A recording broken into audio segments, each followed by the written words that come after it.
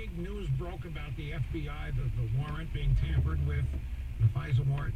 And this guy says, Rush, this is it. And he had just seen the Grim Reaper on Fox. And when the Grim Reaper trots out, somebody dies. And he said, you know, you're right, Rush. When they put Geraldo on, somebody's dead. In this case, it's Schiff and Pelosi. They've got to know it's over. This is just the beginning of this gigantic snowball that's going to engulf them all, meaning the bombshell report last night from Horowitz on his FISA story. And the polling is collapsing on Schiff and Pelosi, and she does. His question to me was, how are they going to get out of this, Rush?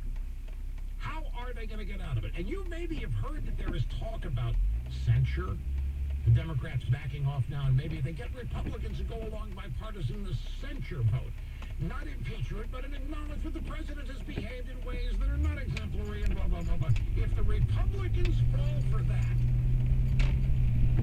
then there's going to be hell to pay. Anyway, there's a school of thought out there that this is all caving on Schiff and Pelosi, and they don't know it, or that they do and are in denial, or that they know it and are looking for a way out. I don't think so. I think they're going to impeach. I think they've got 4 articles of impeachment. I think they want to go to trial in the Senate. I think all they want, the fact they went celebrating last night with adult beverages, indication that they think mission accomplished already. They got the black mark. They've got impeachment. That's good enough for them. But back to this guy's question. His call can be summarized into one simple question. Whose party is the Republican Party now? Is it Donald Trump's party or somebody else's? Has Trump transformed the Republican Party? And the simple answer is yeah, and Republicans that don't recognize that are in for deep doo-doo. Now to the American Spectator piece.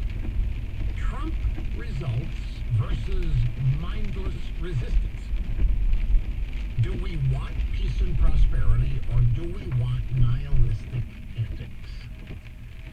As I say, it's by David Catrone. I think it's C-A-T-R-O-N, so I'm guessing at the pronunciation.